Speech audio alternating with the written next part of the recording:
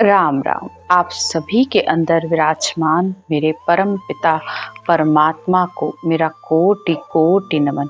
हमारा सदगुरु सुखराम जी महाराज के ग्रंथ में निर्गुण बोध ग्रंथ चल रहा है। आज की ज्ञान की चर्चा में सतगुरुदेव बता रहे हैं कि किस तरीके से इस आत्मा ने मेरुदंड यानी कि धर्मराज के देश को भी उखाड़ दिया।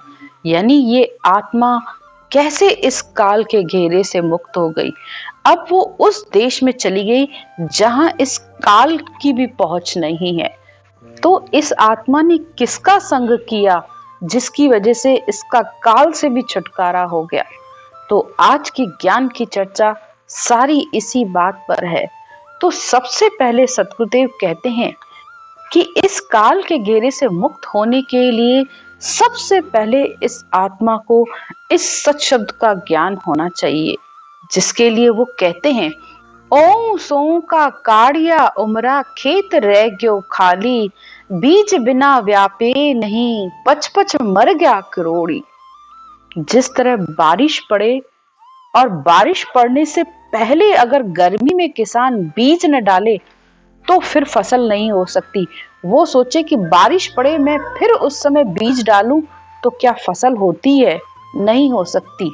इसी तरीके से राम रूपी बीज अगर काम में नहीं लिया तो फिर सच शब्द रूपी फल नहीं आएगा। तो इस राम के नाम का महत्व समझिए, वो भी विधि और भेद का, कि जब तक श्वासों का इस मंथन नहीं होगा, जब तक इस श्वास में मन सुरता निरता लगाकर भजन नहीं होगा, तब तक वो सच्शब्द आएगा नहीं। सिर्फ मुंह से राम राम नहीं करना है। सिर्फ मुंह से राम राम तो बोल रहे हो लेकिन मन कहीं, विचार कहीं, तुम कहीं, तो ऐसे तो वो नहीं आने वाला। और सोच रहे हो कि मैं सालों से राम राम कर रहा हूं, मेरा तो प्रेम भी बहुत है, मुझे ज्ञान भी बहुत अच्छा लग रहा है, तो ज्ञान सुनना भी काफी नहीं है, रटना करना भी काफी नहीं है, जब तक कि उसमें सुरत और नृत्य लगाकर भजन नहीं करोगे। तो इन श्वासों में अच्छे से बैठकर सुमरन करो, तब जाकर ये सच शब्द जागृत होता है। और जब ये फल आता है, वो इस आत्मा को सबसे मुक्ति दिला देता है, इस काल से भी मुक्ति दिला देता है और इस आत्मा को अमर लोक ले जाता है। फिर सतगुरुदेव कहते हैं, अणबे फौजा संग लो 10 जोधा लो साथ।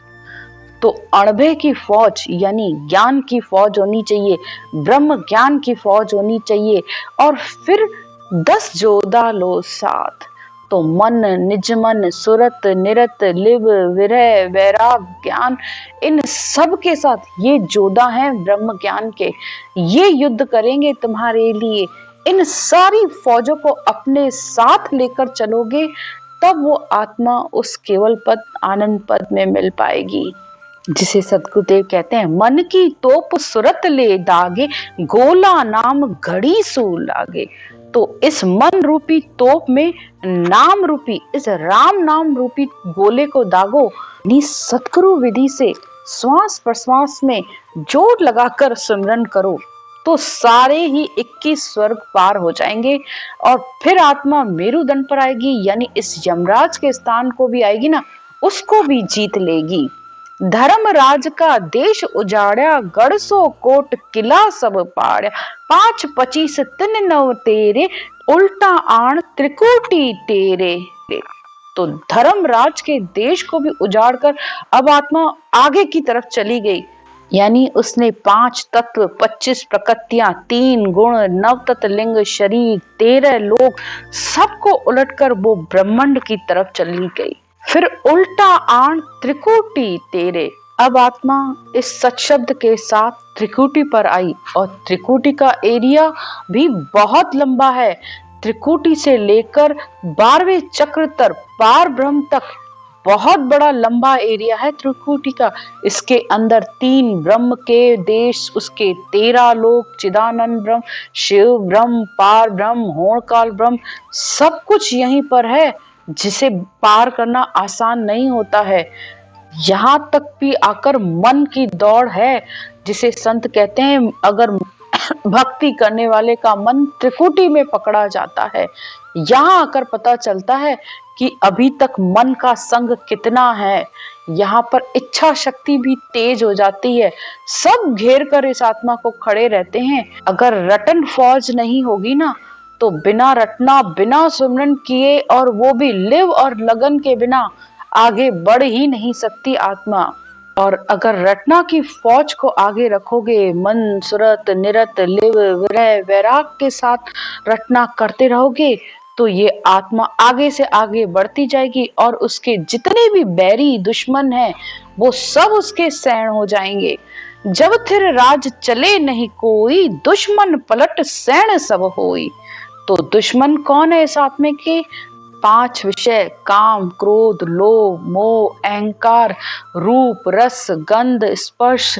ये सब आत्मा के बैरी हैं, यानी सब दुश्मन हैं, जो हर समय से रोकने के लिए खड़े रहते हैं। लेकिन जब आत्मा ने अपनी रटना की फौज आगे रखी, तो ये सब पलटकर सैन हो गए और आत्मा इस सत शब्द के साथ और आगे चलने लग गई। अब इसको थिर राज मिल गया। थिर राज आत्मा का कहाँ होता है? केवल पद में। सिंहासन जन जाए विराजा, नौपत नाव सरूरी बाजा। जब सब दुश्मन पलट कर सैन हो गई, तो आत्मा इस केवल पद में, इस सिंहासन पर जाकर बैठ गई। और फिर देवलोक में भी उसकी डूंडी बजने लगी, यानी देवलोक में भी खुशी होने लग गई कि इस आत्मा ने आकर इस सिंहासन पर यह आत्मा आकर विराजमान हुई है। जिस काम के लिए कही थी, ये वो आत्मा काम करके आई है। अब इस केवल पद के सिंहासन पर बैठकर वो इस धुन का, इस शब्द का आनंद ले रही है।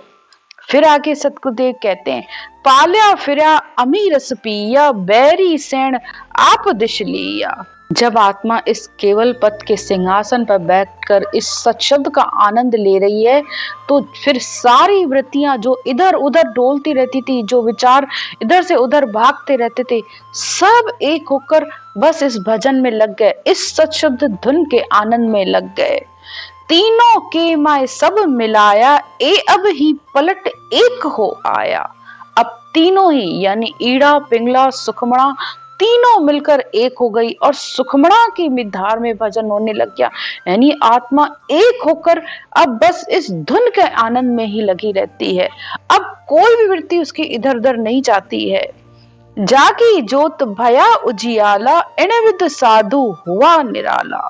अब जितना जितना इसका आनंद ले रही है, उतना उतना वो साधु यानी वो संत वृत्ति आत्मा जो भजन करके इस केवल पद के सिंहासन पर बैठी है, वो दिन ब दिन निर्मल निराली होती जा रही है।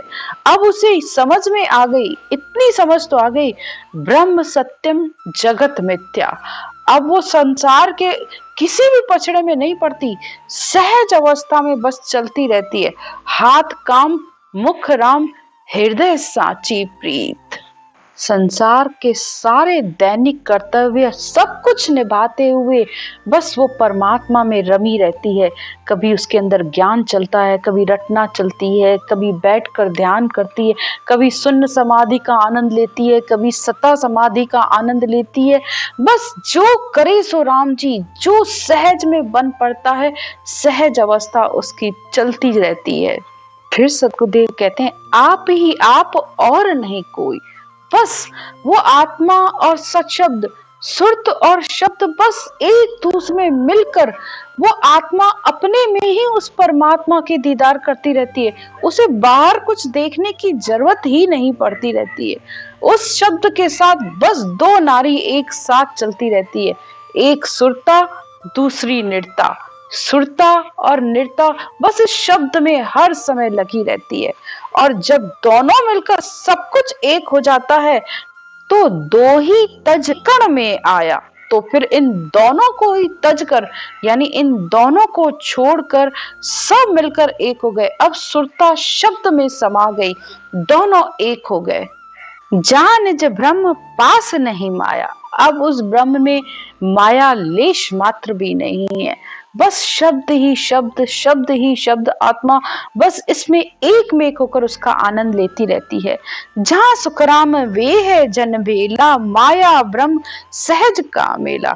अब सहज में ही आत्मा उस ब्रह्म में मिलकर एक हो गई। अब उसने माया के पद को भी छोड़ दिया, ब्रह्म के पद को भी छोड़ दिया। बस उस परम पद में आत्मा हर समय रमी रहती है। अब वहां न कोई ज्योति है, न कोई उजाला है, न कोई चमत्कार है, कुछ भी नहीं है, बस आनंद ही आनंद है। अगर जब तक कोई ये कह रहा है कि मुझे ज्योति दिखी, उजाला दिखा, मुझे गुरु दिखा, मुझे ये हुआ, तो अभी तक वो उस परमात्मा के देश में नहीं पहुंची है। अभी आत्मा ने उस परम धाम की प्राप्ति नहीं की है। क्योंकि निरखत निरखत गिगन को सबे चैन मिट जाए। बस इस धुन को सुनते सुनते सुनते आत्मा बिल्कुल इसमें एकमेक हो जाती है, वहां कुछ भी नहीं है। और सुन्न समाधि में तो ये धुन भी नहीं सुनाई देती, इस शरीर का भी भान नहीं रहता है, लेकिन खड़ी पल के लिए। फिर जैसे ही आत्मा चेतन होती है तो फिर ये रटना चालू हो जाती है और फिर इस धुन का आनंद लेती है। बस संत यही करते हैं, यही संतों का असल ज्ञान है, यही केवली भगवंतों का ज्ञान है। सुख दुख व्यापे नहीं कोई, उण घर संत बिराजे कोई। अब आत्मा रूपी संत को अब अपना स्थायी ठोर ठिकाना मिल गया। अब इस केवल पद पे आत्मा बस इस धुन का आनंद लेती रहती है। अब संसार में चाहे सुख आए चाहे दुख आए, उसका कोई उसे अनुभव नहीं होता है। वो सिर्फ समान रहती है, सहज अवस्था में। दुख आया तो उसे पता है ये भी थोड़ी देर का है, ये भी चला जाएगा। सुख आया है वो भी चला जाएगा। कुछ भी संसार में स्थायी नहीं है। अगर कुछ सत्य है तो सिर्फ वो ब्रह्म सत्य, जगत मिथ्या। बस इसी बात को लेकर वो आत्मा इस संसार में जब तक उसका जीवन है बस इसी तरीके से चलती है, बस सहज अवस्था में। तो इस तरह इस आत्मा ने सुरगुण के शरीर से निर्गुण ब्रह्म का बोध कर लिया। तब ये आत्मा निर्गुण ब्रह्म में मिलकर आत्मा निर्गुण ब्रह्म में मिलकर एक मेक हो गई। इति श्री निर्गुण बोध ग्रंथ संपूर्ण। राम राम। सिमरन की विधि। सिमरन करने का तरीका बहुत ही सरल है। सबसे पहले आप अपनी इस श्वास को समझिए। हमारी नाभि से जब हम श्वास को ऊपर की तरफ ले जाते हैं, यानी नाभि से गहरा सांस लिया और वो नाक तक गया और फिर वापस उसे नीचे छोड़ा तो वो नाभि में गया, यानी ये श्वास अंदर गोल माला की तरह हमारे अंदर घूमता है। थोड़ा सा आप इस श्वास को देखने की कोशिश करिए।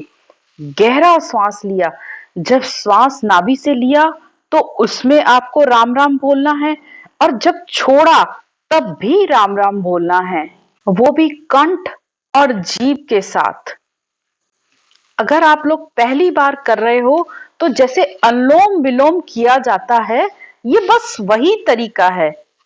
श्वास को ऊपर ले जाते हुए राम राम राम राम राम राम राम राम राम राम राम राम राम राम राम राम